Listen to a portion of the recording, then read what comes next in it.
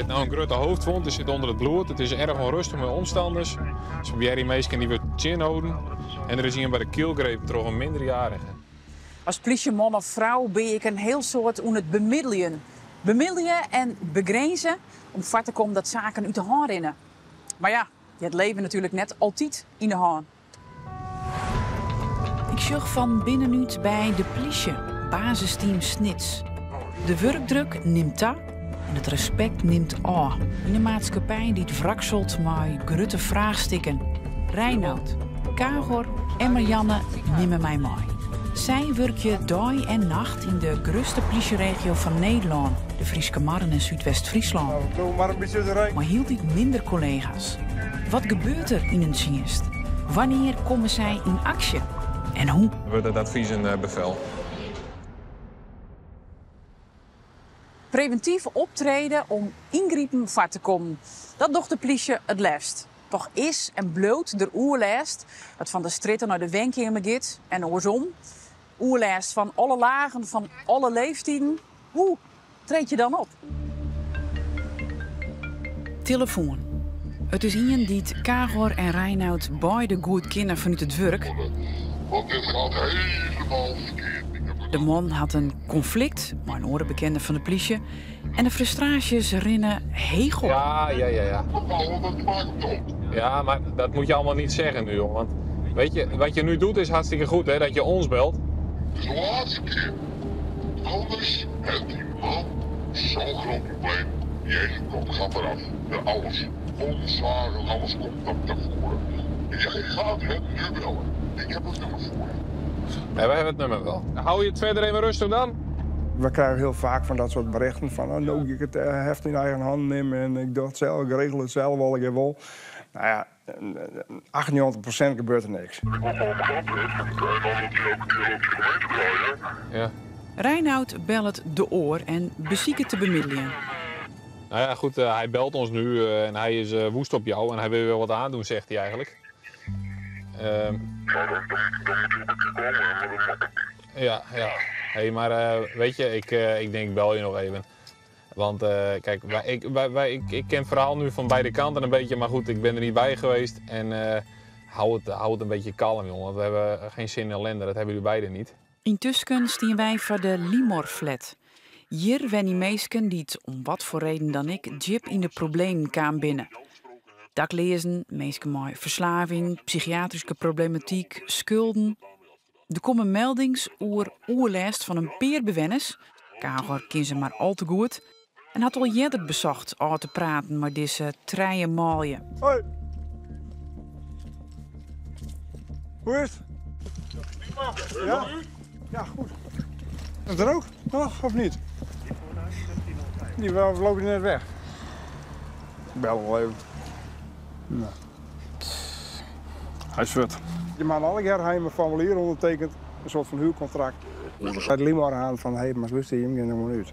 Ja, maar ik ben En dat wil ik. Ja, ik dacht dat ik goed mijn best deed. Ik kom er toch lachend binnen en collega's had ik al een keer jet. Ik ga geen bewijs. Oké. Maar ik hou wel meldingen. Ja, dat is Snap? Hoi. Heb je even? Wat dan? Oh, nou dan niet.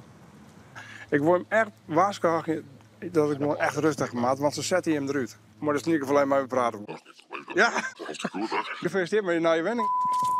Als het hem heeft, dan kom ik even bij die del. En dan een bakje koffie. Ja. Ja. Altijd goed. Ja? Oké. En dan mag je geen bier opstritten, hè? Nee, maar ik dacht eigenlijk. Dat jij er nog iets bij gaat. Ja, lekker naar binnen daar. Ja, heel rustig gewoon, hè? Geen probleem, klaar, krijgt hij. Reinoud belt weer met de eerste man om te zeggen dat er contact heeft met de orenpartij. Hij wordt niet eens doodgemaakt. Hij krijgt geen boomzaag in zijn bek. Dit is echt een sneker. En ja, dat juist, de taal die ze spreken. En ja, het is echt compleet helemaal niet reed. Het zit vol met bedreigingen. Eigenlijk mag er als politie dan al wat mij eigenlijk voor die bedreiging. De bedreiging is strafrechtelijk, maar ja, omdat het een bekende is en wist, ja... In de context. In de context is het net, kist er niks mee. Maar goed, het is wel ja, bijzonder. Ja, dat sowieso. Hey, maar het gaat me nou even om het conflict wat er nu is en dat gaat over zo. Nee, oké. Ja? Nou, ik ga dat behouden. Dat ga je regelen? Ja, mooi. Nou, Spreken we dat af? hartstikke mooi. Dan laten we het hierbij voor vandaag. Het conflict is van Joert oplost. Hij is weer rustig. Ja. Hij doet het heel even door de briefbus, hoop ik. En ik heb wij vanavond best lief. Maar het klinkt ik wel weer heel heftig. Ja. Ja, maar de kind is een man wel langer. Dus, Ja. hij wie vroeger weer best wel een boefje. En denk je dat de waskaring onkamer is, Karel, bij de... Nou, ze Geert Voort. Dat wist ik net. Maar die had dus een wenning gekregen. Je zou weer, hè? Ja. En dus die is daar klaar. Niks meer te verliezen. Nee, die had niks meer te verliezen. Dus die wist nou lekker aan het feest vieren en zo. Dat maakt het hem toch niet meer uit. Maar ze met de post hier op een meisje. Ja, dat had ze dus nog naar dingen. Nou ja, dat ben dus echt van die dingen dat... daar mag gewoon een beetje... Daar mag echt een beetje mee omgaan. Maar hij is strikt toch- wel die zeg wel. Ik ga je heel veel lol in, ja. Ja, maar Waarom? dit is het draaien man die ben. Ze binnen alle draaien ben ze scheiden en ze zijn alle draaien. Ik wil goed van een ander hoorn. Ben ze gewoon een leger walrekken. En ja, die ben op die tweede verdieping komen en die hadden ze voen. En ja, ik ga van hun alle draaien hun verhaal gehad. En dan denk ik van ja, ik snap ik wel dat je met mijn andere vrienden kennen en ze ondersteunen wanneer ik en nou, dat vind ik wel noemenswaardig. Dat vind ik wel mooi dat ze dan toch maar zien draaien toch wel wat van mij. Ja. In plak van bij de pakken deel te zitten. Als we voor een bakje op het bureau zitten, dan krijgt Kagor een appje. Hij had er gewoon een afspraak mee houden. Maar ik snel, hé? Ja. Ja. Daarom is het duidelijk in hun best van nou, dat en dat. Ja. En samen had het. En net was. Nee, maar Dan ik geeft vind het het verbaast me toch. Dat ze het dan wel... want voor hetzelfde dat we rent het kennen over het zo, al, toch? Ja. Zo'n 50. Ja? Ja, zo'n euro 50. 98% gebeurt er niks. Maar ja, dan 12%, ja, dan gebeurt er inderdaad al wat. Want dat lieke oplost te wijzen, hè? Want er kreeg nog een appje mooi. Het geld wie Ja. bracht. Ja, het ik bracht, maar dat had er wel klappen gekregen. U had net een melding met ons gedaan over overlast van jeugd. Ja, klopt. Ja, oké. Wij zijn onderweg hoor. We rijden zo die kant op. Heeft u nog zicht op die jongens? De Wut praat met de band die het voor oerlest zwarige haszoenen in een winkel dichtbij. Er worden gegevens noteerd, ID-kaarten vregen. Gwon haar al vaker op een orenwijze contact had met Kagor. Kagor? Kagor?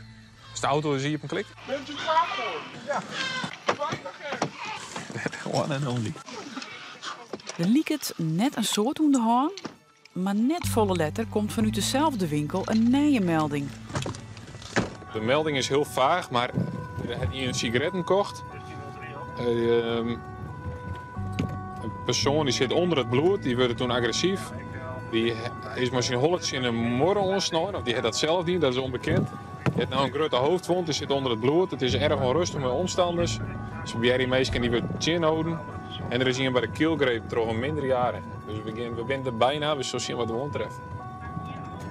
Een volwassen man keep het sigaretten voor een jongen van Tretjen. Als het winkelpersoneel beide erop omspreekt en een winkelverbod opluidt, giet het mis. De jongen komt net uit dezelfde groep dat Reinoud en Kagor krijgt nog wienen, maar ze kennen elkaar wel. Wij komen hier of ik ga die winkel uit. Je mag even deze tegen je hoofd gedrukt houden en dan mag je even meelopen. En je kan beter even rustig doen. Je bent nu even staande houden, je moet gewoon even meelopen. We gaan eerst even uitzoeken wat er allemaal gebeurd is. Als ik opgesloten word, word ik gek. Dat zeg ik ook van tevoren. En die vent daar, die houdt mij zo tegen, dus ik zeg niet meer tegenhouden. Dus ik doe die deur open, ik wil de zonder doorgaan. Ik stoot aan mijn kop aan die deur toe. Maar dat deed je eigenlijk zelf. Ja. Nou, toen werd ik gek. Waarom moesten zij jou hebben? Omdat die man dacht dat de sigaretten voor jullie haalde en zij wilde gesprek met jullie daarover. Ah, ik heb er 40 gedaan en ik moest mee. Je moet wel even naar je hoofd kijken, want daar zit een gat in. Dat moet even geplakt worden. Ja, dat hoeft niet. Ja, dat moet wel. Niemand gaat aan mijn hoofd zitten. Waarom wil je dat niet? Gewoon. Het is toch geen schande? Ja, de gemoederen zijn even bedaard. Partijen zijn gescheiden, het is nu rustig. Ik zit hier met een slachtoffertje van 13 jaar. Die heeft een gat in zijn hoofd, is verder goed aanspreekbaar, niet buiten kennis geweest. En ik denk dat even geplakt moet worden over. Die jongen die is nog steeds wel bij u in beeld. Ik kan een zwarigmelding daarvoor opmaken.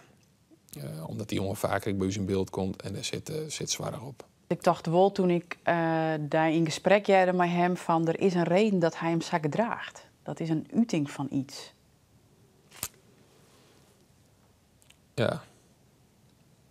Ja, ongetwijfeld. Ik ben nou net bij de jongen thuis geweest, maar heel vaak dan heb ik dat gevoel dan deel ik dat gevoel Dat hier ik wel. Maar dan, soms is het nog wel sterker en dan komen ze bij de jongens thuis. En dan just het milieu werd zien opgegroeid binnen en dan denk je, ik ken die jongen helemaal niks spelen.